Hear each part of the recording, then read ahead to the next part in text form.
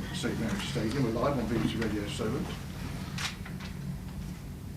On the top table, Mark Fry, the club's administrator. Charlie, good afternoon. We're with Mark Fry, the club's administrator, on the top table here. He's also with two lawyers, Michael Fiddy and Kirsty Proven. Mark, first of all, what's parlous state is the club in? Just what is the state of Southampton Football Club? Right, if I can clarify, first of all, I'm not administrator of the football club.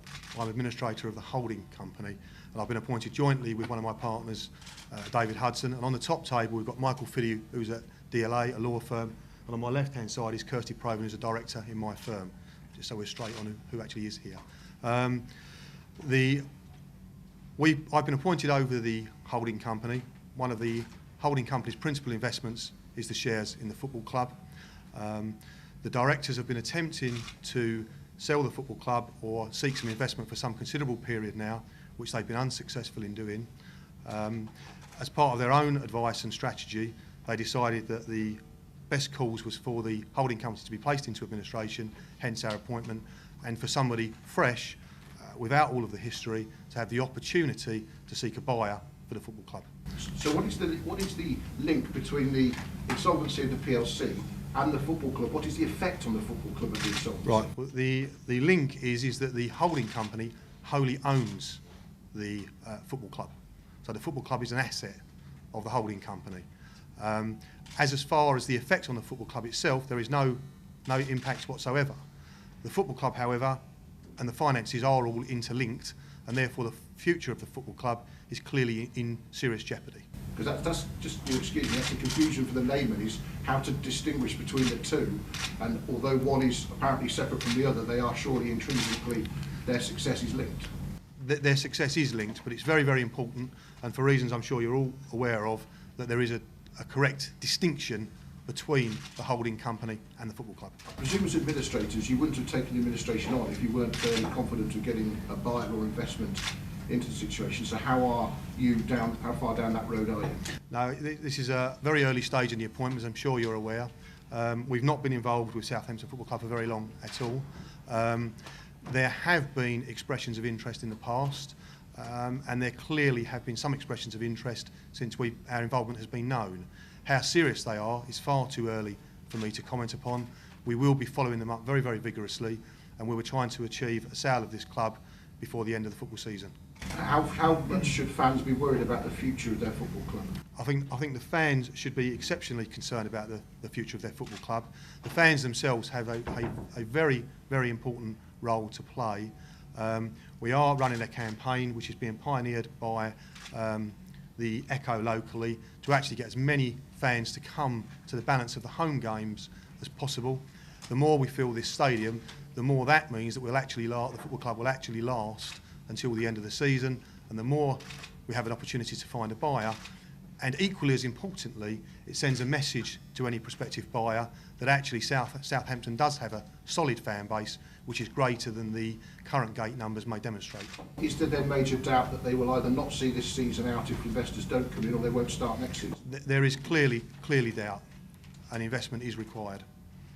And we will be speaking to various organisations and various entities that may offer support to get the football club to the end of the season, but it's very, very important that the fans play their part, and it's very, very important that we pursue and any buyers come forward as quickly as possible. And is the money to pay players and staff in the meantime? Certainly the intention is that there will be sufficient cash available to get to the end of the season. So you've said quite clearly that the future of the club is in real jeopardy, and you're talking potentially days or weeks. Certainly weeks, yes. And the Football League will obviously be watching this. Isn't it semantics to say that the PLC company and the football club are separate? We've seen resignations from both organisations today. They're clearly linked, aren't they? There's a legal position involved, which I'm not prepared to comment at this meeting on. I certainly don't want to put any situation into jeopardy. So all I can say is that there is a distinct difference in law between the holding company and between an operating company. What does Southampton Leisure Holdings own and run apart from the football club? Southampton Leisure Holdings owns the training ground. Part of the football club? It owns Jackson's Farm, which is a freehold land investment site, potentially for development. So arguably it's got a development element to it. and the freehold lodge for the academy players. So it's all basically... Excluding the development land. So do you feel that, I know you're in liaison with the Football League between now and their next meeting on Tuesday. Yes. Do you feel that you'll be able to reassure the Football League that the running of the football club will not be affected by this administration? That's certainly our intention, yes. Is it likely? Sorry? Is it likely you can do that? That will be borne out with our negotiations with the Football League, won't it? But the first thing on your mind at the moment is to make sure that this football club makes it to the end of the season. Our intentions are to get this football club to the end of the season, unless we can find a buyer in the meantime. Obviously, that's our principal intention. And you have doubts that that's possible? I think in the current economic climate, generally we have to have doubts about whether any sale of any business is possible. And certainly a football club would fall very highly in that category.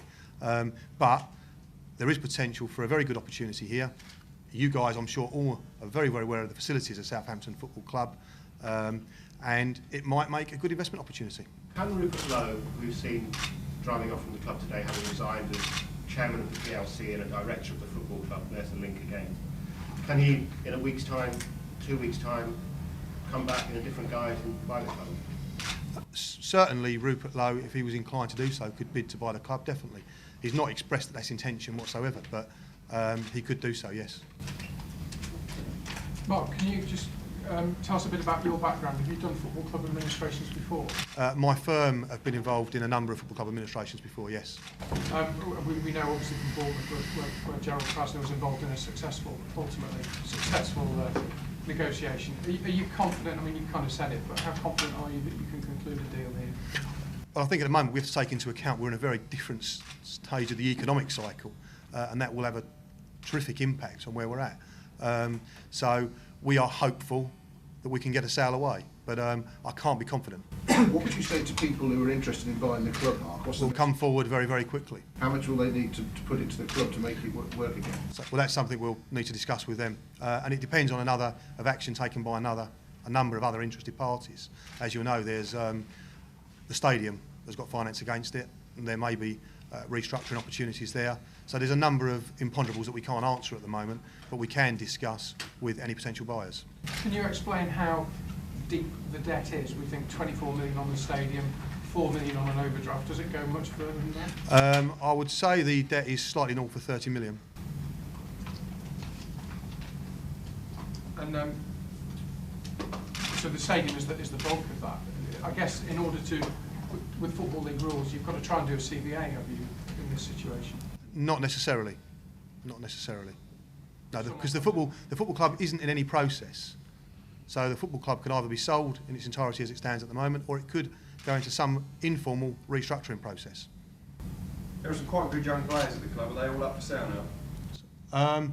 At this point, no, we're not. As you know, we're outside the transfer window anyway, so that will be something reviewed as we go through the season. And once again, it will very much depend on what happens during this latter part of the season. Do you expect redundancies in terms of the backroom staff at the club as you've got costs? The football club is still under the control of the independent directors. We're working with those directors with a view to achieving a sale of the football club. They will be reviewing the day-to-day costs. As I understand it from them at the moment, they consider that significant cost cuts have been made in recent times, and it's actually quite a lean operation. What will be the impact on the football club if the PLC goes into liquidation? The PLC is unlikely to go into liquidation before there was some form of action in relation to the football club. Are the debts, I mean obviously you talked about Southampton Leisure Holdings debts, does the football club have debts of its own as well? So I've talked about debts generically, and I've said to you that the finances are very interlinked. Which is going to make it, I know Gary was kind of driving at it, but it's going to make it tricky to convince the Football League that it's a separate, although it might be different on paper, as you said, that it's entirely intertwined. But it's about the specific rules of the Football League, and they need to be dealt with the Football League. And for me to comment any more than that